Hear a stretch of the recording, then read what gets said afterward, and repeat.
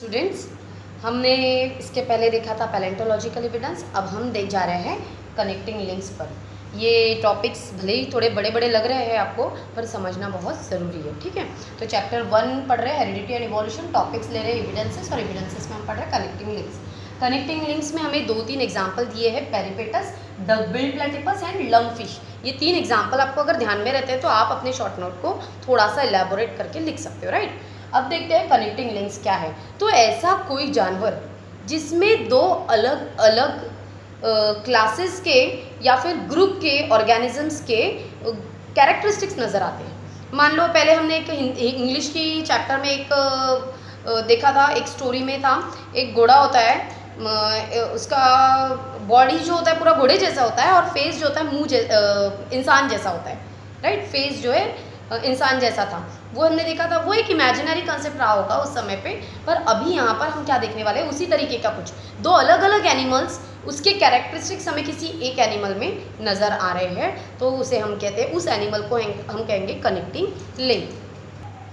Some plants and animals show some morphological characters by which they can be related to 2 different groups। मतलब वही हुआ कि अलग अलग ग्रुप से रिलेटेड हो। लग रहा है कि ये ग्रुप में भी जा सकता है, वो एम्फीबियन भी हो सकता है, वो रेप्टाइल्स भी हो सकता है, या ऐसा लग रहा है वो मैमल्स भी हो सकता है, या रेप्टाइल्स भी हो सकता है, लेकिन समझ में नहीं आ रहा क्योंकि दोनों अलग अलग ग्रुप के कैरेक्टरिस्टिक्स इसके अंदर छुपे हुए हैं। एग्जाम्पल दिया है पेरिपेटस, ठीक है। तो ऐसे पहले ऐसे ऑर्गेनिज्म को हम कनेक्टिंग लिंक कहेंगे, ये ध्यान में रखना है। और फिर है पेरिपेटस एग्जाम्पल। तो इसकी बॉडी कैसी है, सेगमेंटेड बॉडी। सेगमेंटेड मीन्स टुकड़ों में बटी हुई या हिस्सों में बटी हुई। क्यूटिकल, थीन क्यूटिकल का मतलब है ऊपर में एक पतली सी लेयर है, उसकी बॉडी के ऊपर की लेयर बोलेंगे। और parapodia like organs are present. Parapodia मतलब एक लिम्ब के जैसे, हमारे हाथ पैर जो होते हैं ना, हम उसको लिम्ब कहते हैं, तो लिम्ब्स के जैसे छोटे छोटे उनको एक ऑर्गन्स होते हैं। तो ये कैरेक्टरिस्टिक हुआ एनेलिडा का, ठीक है। एनेलिडा एक क्लास है, पूरा एक ग्रुप है, वो ग्रुप को में इसी तरीके के जानवर नज़र आएंगे, हमें ऑर्गेनिज्म नज़र आएंगे। और दूसरा ये ट्रकियल रेस्पिरेशन करता है। ट्रकिया पता है आपको, देखा होगा ना, विंड पाइप एक ट्रकिया होती है। Tracheal respiration and open circulatory system, इसमें इसकी बॉडी में जो सर्कुलेटरी सिस्टम कैसा है, ओपन तरीके का है। तो ये जो कैरेक्टरिस्टिक्स है ये आर्थ्रोपोड का है। मतलब 2 कैरेक्टरिस्टिक दिख रहे हैं, एक है एनेलिडा का और दूसरा है आर्थ्रोपोडा, ठीक है। तो ये अलग अलग ग्रुप के ऑर्गेनिज्म है, और इन दोनों के कैरेक्टरिस्टिक्स किस में नज़र आ रहे हैं, पेरिपेटस में नज़र आ रहे हैं। इसलिए peripatus is the connecting link between annelida and arthropoda. Clear. फिर सेकंड है, second duck billed platypus. Duck billed platypus eggs देता है, अंडे देता है। अंडे देता है किसके जैसे, रेप्टाइल्स के जैसे। रेप्टाइल्स का कैरेक्टरिस्टिक्स हुआ अंडे देने का।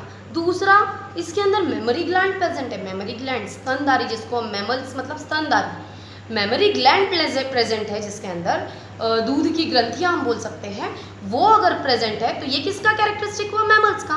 मतलब रेप्टाइल्स और मैमल्स 2 अलग अलग ग्रुप के ऑर्गेनिजम्स है, उनका कैरेक्टरिस्टिक्स हमें एक ही ऑर्गेनिज्म में नजर आ रहा है, दैट इज डक-बिल्ड प्लेटिपस। तो duck-build platypus is the connecting link between कौन सा, रेप्टाइल्स एंड मैमल्स।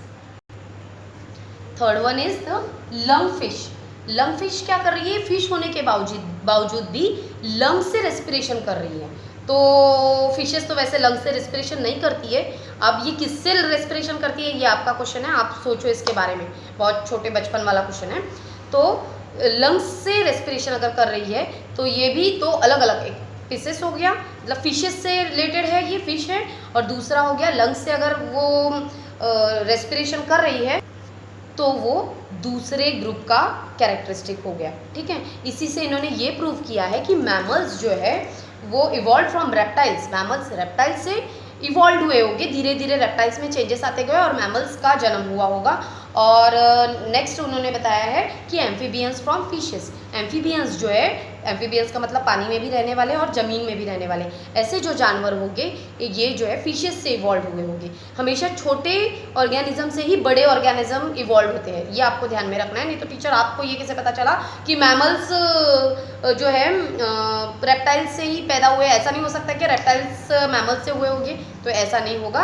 इन्होंने इसलिए अंदाज़ा ऐसा लगा है कि मैमल्स जो है रेप्टाइल से, क्योंकि रेप्टाइल्स छोटा ऑर्गेनिज्म है और मैमल्स काफ़ी बड़े हैं, तो छोटे ऑर्गेनिज्म से ही बड़ी स्पीसीज जो है ये डेवलप हुई होगी, इवॉल्व हुई होगी, ठीक है। Last one is embryological evidence. इसमें ये बहुत छोटा सा टॉपिक है, इसमें कुछ नहीं है।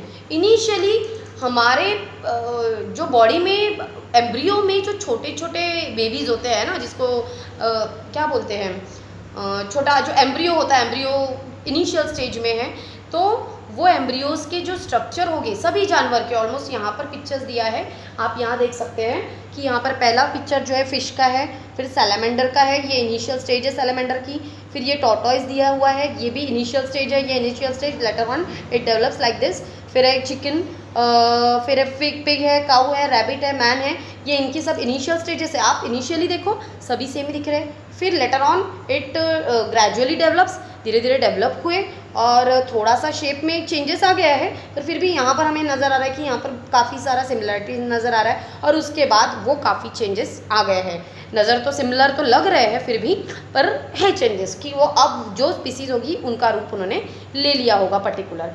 तो ये जो है इनिशियली अगर समानता है तो इसी का मतलब क्या है, इनिशियली अगर वो समान दिख रहे हैं तो इसी का मतलब प्रूफ क्या हो गया, कहीं ना कहीं हमारे जो ओरिजिन है वो कॉमन रहे होंगे, हम किसी कॉमन ओरिजिन से डेवलप हुए होंगे, इवॉल्व हुए होंगे, और अलग अलग स्पीसीज़ में अब आज के कंडीशन में हम अलग अलग स्पीसीज़ में कंसिडर किए जाते हैं, ठीक है। तो ये हुआ एम्ब्रियोलॉजिकल एविडेंस। आपको अगर ये समझ में आता है तो प्लीज़ आप मुझे नीचे कमेंट बॉक्स में कमेंट करो, या फिर नहीं भी समझ में आता है तो भी कमेंट करो, ताकि मैं नेक्स्ट टाइम इससे भी अच्छा वीडियो बनाऊँ। और मेरे चैनल को लाइक करना और सब्सक्राइब करना ना भूलें। Thank you.